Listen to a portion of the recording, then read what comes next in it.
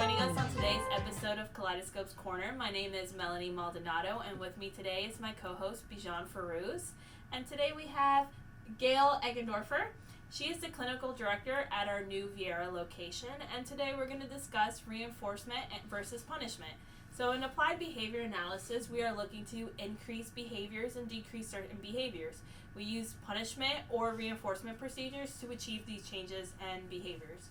So can you tell us, what are the different types? Sure. So there's two types. There's positive and negative for both reinforcement, which are behaviors we want to increase, and for punishment, which are behaviors we want to decrease. Okay, so let me make sure I have this correct. So there's basically four types. You have positive punishment, negative punishment, positive reinforcement, and negative reinforcement. Absolutely. You got it. That's correct.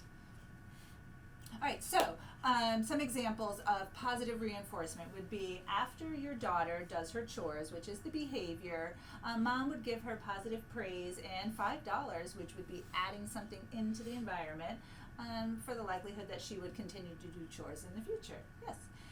Mm-hmm. And an example of negative reinforcement would be if the alarm clock goes off, I push the button, which is the behavior of pushing the button, to stop that aversive noise. So that sound is then removed from the environment. Okay, so let me run this back to you to make sure that I have an understanding.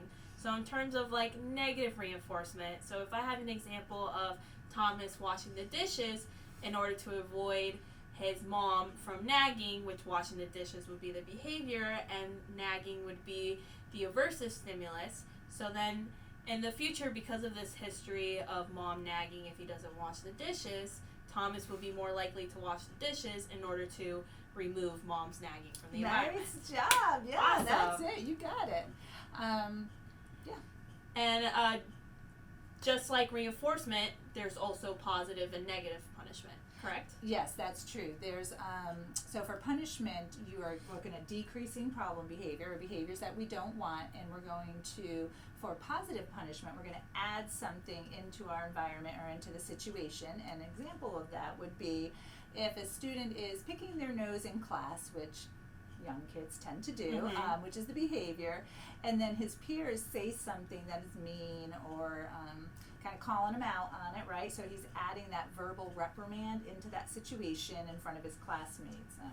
The likelihood then that he's going to continue to pick his nose in the future would decrease because of that verbal reprimand that his peers gave him. And so then finally an example of negative punishment would be when we remove something from the environment to decrease a behavior. An example of that would be if John is fighting with his brother Steve, and which would be the behavior of fighting, and then dad comes in and removes access to the video games as punishment.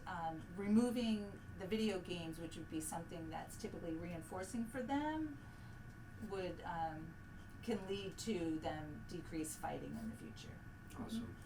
Amazing. Thank you so much for taking the time and discussing reinforcement and punishment You did procedures an awesome with us or explaining what they are. I think we have a pretty good understanding of that now. Thank you. You're welcome. And if you have any questions or concerns, please refer to your BA and they will assist you in the best way possible.